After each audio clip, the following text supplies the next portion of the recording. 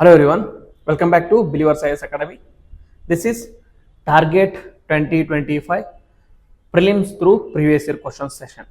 In these sessions, we will be discussing prelims previous year questions and we will analyze the questions, and based on the analysis, we will try to tackle and achieve the target 2025. Okay, without any delay, we will start the discussion. So, we are at present discussing previous year questions of 2022. In this, we have already discussed the like ancient history. Ancient history has already been discussed. Now, we will be discussing this medieval history. So, there were some 6 questions from the medieval history and some 2-3 questions were overlapping with ancient history. We will be discussing even those also. So, the first question here is match the following type of question.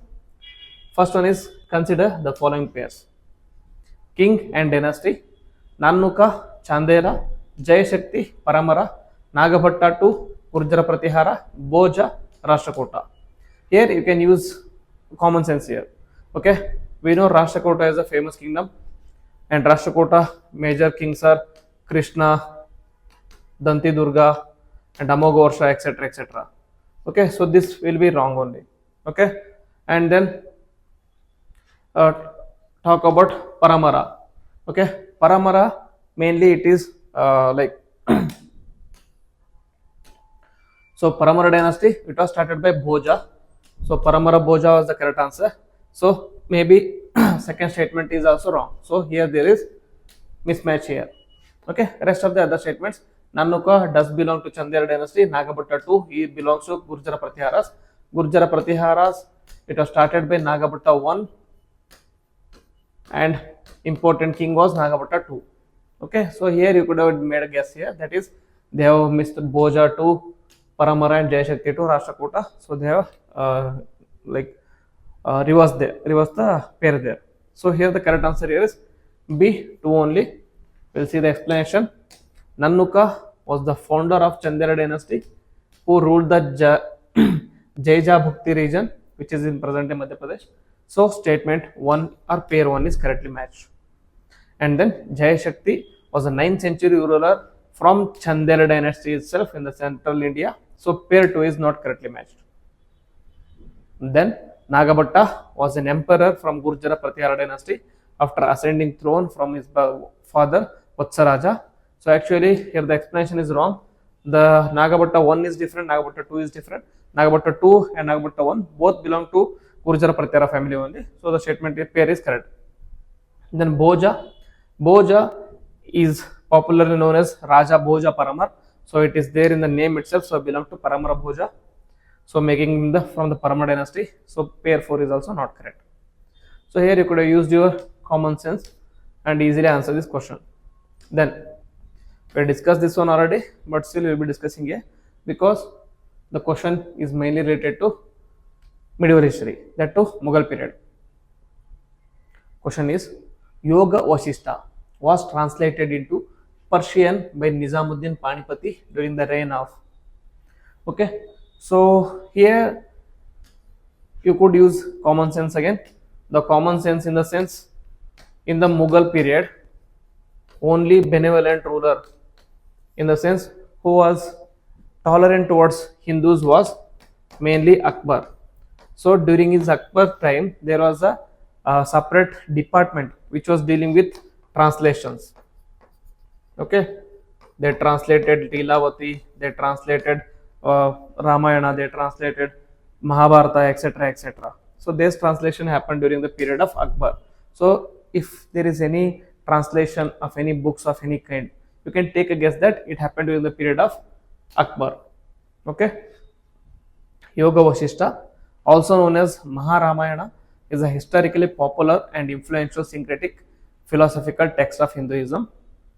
Nizamuddin Panipati, who was Akbar's Mirbakshi, translated it into Persian during the period of Akbar. Okay, and then third statement, third question, we already discussed this in the paper 1, like ancient history. We'll be discussing here again. The world's second tallest statue in sitting pose of Ramanuja was inaugurated by Prime Minister of India at Hyderabad recently. Which one of the following statements correctly represents the teaching of Ramanuja? We have discussed about these philosophies, and that too Vedanta philosophies. Okay, there are 6 Vedanta philosophies: Dvaita, Advaita, Vishishta Dvaita, Shuddha Dvaita, Sadharana Dvaita, and then Achinta Bheda Veda. Okay, here Ramanuja was a propounder of Vishishta Advaita. Okay, that is Atma and Paramatma one and the same, but Atma individually have different characteristics. Okay, so Vishishta Atma finally merged into Paramatma. Whereas Advaita philosophy said that Atma and Paramatma are one and the same, they are finally merging into each other. So the word what we are living in is a Maya, it is illusion. Whereas Dvaita philosophy was famously propounded by Madhvacharya. What Madhvacharya said was Dvaita is the sense Atma and Paramatma are different from each other, and the world we are living in is not a Maya or not a illusion, it is a reality. Okay, and then there is Shuddha Advaita, Advaita, Sadharana Advaita, Vishishta, Achinta Bheda Bheda. They also dealt with similar to Advaita philosophy only. Okay, so here which one of the following statements correctly represent teaching of Ramanuja? One is the best means of salvation was devotion. Vedas are eternal, self-existent, and holy authoritative. Okay, he was not a proponent of Veda. Logical arguments are essential for the means of highest bliss. Logical or Tattvavada, it was propounded by Madhvacharya. Okay, so this statement is also wrong. And then salvation was to be obtained through meditation. This was again propounded by Nimbarka. It was not propounded by Ramanuja. So here Pushti Marga in the sense salvation can be achieved through devotion. It was given by Saint Ramanuja. So statement A is correct. So Ramanujacharya was a philosopher as well as a social reformer. He was born in 1017 in Sri Perumbudur in Tamil Nadu. Traveled across India advocating equality and social justice. He is also very important in Karnataka history also because he was present in Tamil Nadu during the period of Cholas. Okay, and he was propagating Vaishnavism, whereas Cholas were staunch Shaivites during the reign of Rajaraja Chola or Rajendra Chola, I forgot the name. They asked for the head of Ramanujacharya. That is, there was award on anyone who kills Ramanujacharya. As a result, Ramanujacharya fled to Karnataka and he was given asylum by Vishnuvardhana, King Vishnuvardhana of Hoysala dynasty. So that is why he is very important. Then Ramanujacharya advocated for universal salvation through devotion to God, compassion, humility, equality, and mutual respect. This is also known as Sri Vaishnavam Sampradaya, and people following these Sampradaya were called as Sri Vaishnavites. Okay, then he revived the Bhakti movement and his preachings inspired other Bhakti schools of thought. He is considered to be the inspiration for poets like Annamacharya, Bhakta Ramadas, Tyagaraja, Kabir, and Mirabai. Okay, so he played a very important role. So this Bhakti movement, Sufi movement, and philosophies of India, these are very important, especially from the perspective of prelims. We can, in every year, there will be one or the other question based on these saints, these Bhakti movements, or etc. etc. They can easily ask about Ramanujacharya and his preaching, or they can pick up a word from Bhakti movement and ask what does this word mean. Okay, that is why be thorough with this Bhakti movement and the philosophies of India. Here, in the medieval India, the term phanam is referred to. A. Clothing, B. Coins, C. Ornaments, D. Weapons. Okay, so the correct answer here is B. Okay, this was actually current affairs based static questions. Okay, in 2022, in the early 2021 or 2022, there was a discovery of thousands of coins or thousands of phanams in Hampi. Okay, As a result, it was in news. So instead of asking where these thousands of phonums were discovered, they decided to ask what this phoneme is. So the phoneme is ornaments. Phoneme is coins. Okay. So phonemes are nothing but coins during the Vijayanagara period. Then phoneme was a gold currency used only in southern India in 17th to 19th century. The word phoneme is Europeanized version of the word panam. Panam in the sense in southern Indian dialects we'll call panam is nothing but coins. Okay. Phoneme come primarily in gold and it was one of the smallest coins in the world. 0.35 to 4 gram is full and 0.15 to 2 gram, 0.2 gram was half range. It was extensively used for trading. States which issued gold phonemes include Maratha, Mysore, Cochin, Coorg, Travancore, Nagapattinam, Tuticorin and Mughal Empire, etc. etc. Even the Madras Presidency issued phonemes till 1815. In Danish India, Fano was issued, while French India it was called as Fanon. Okay, so I'm sorry, it was not Vijayanagara Kingdom, but other dynasties within the southern India. Okay, so Phanam, Fano or Fanan is nothing but another name for coins. Then,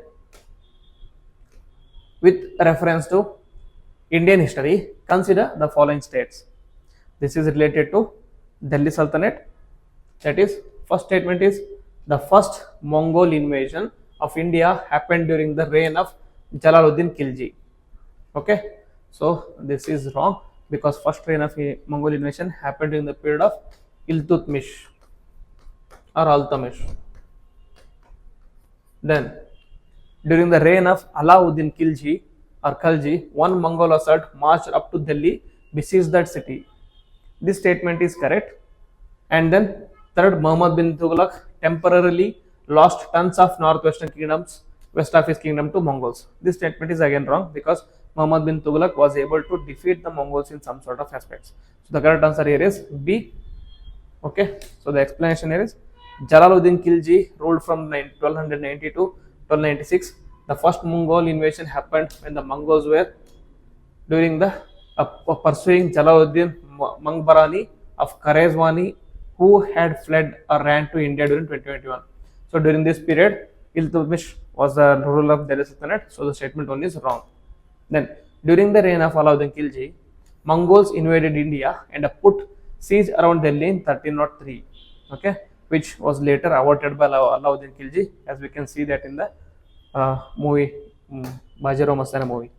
And after about 1307, the Mongol threat suddenly receded, and only on one occasion subsequently does it appear to have attained the same proportions, early in the reign of Muhammad bin Tughlaq. The Chagatai Khan Thamsharin led an incursion in which Mongol forces once again advanced to the Jamna but retired without actually entering the capital when he was paid a ransom. Okay, he was paid a ransom. As a result, they returned back. Thereafter, Hindustan was free of major inroads from the quarter of for another 60 years or more until the sack of Delhi by Taimur in 1398. Okay, Taimur is nothing but he is a descendant of Mongol, and Taimur's grandchild was none other than Babur. Okay, so Mughals are the Indianized or Islamized versions of Mongols. Okay, so option B is the correct answer. Then question number 6, that is, with reference to Indian history, who of the following were known as Kuladharan? Okay, who the following were known as Kuladharan? So options were Arab merchants, Qalandars, Persian calligraphs, D Saids. The correct answer here is D Saids. Okay, these kind of questions in the medieval history are very difficult to guess, are very difficult to answer. These questions, you either know it or you don't know it. If you don't know it, it is better to not attend these kind of questions, because your aim is to pass the prelims and not 100 out of 100. Okay, you have to just pass the prelims. Cutoffs will be around hundreds out of 200 marks. Okay, in the recent years it has gone down till 74 out of 200 marks. So your aim is to pass the prelims and not get 100 out of 100. You can make a like educated risk here. You can take educated risk and leave this question itself. Okay, The Sahids who belonged to the theological class during the Delhi Sultanate era were called as Kuladharan, that is cap wearers. It was the distinctive pointed cap which gave them unique identity among the larger section of the theologians who were generally referred to as Dastabandhan or turban wearers, okay, which was their official headdress. If you knew about Kula, then you could answer this one. If you don't know, it would be very difficult. So these are the 6 questions from medieval history. Tomorrow we will be discussing modern history. There are some more questions in modern history. Since I didn't want to confuse you with medieval history and modern history, so I decided to do this individually. Yesterday we have done ancient, this is medieval, and tomorrow we will be doing modern, and after that we will be discussing various other aspects of the UPSC. Okay. So if you like this video, then please hit the like button. Also comment on the video as well as share with your friends. With this, I will end the session. Jai Hind.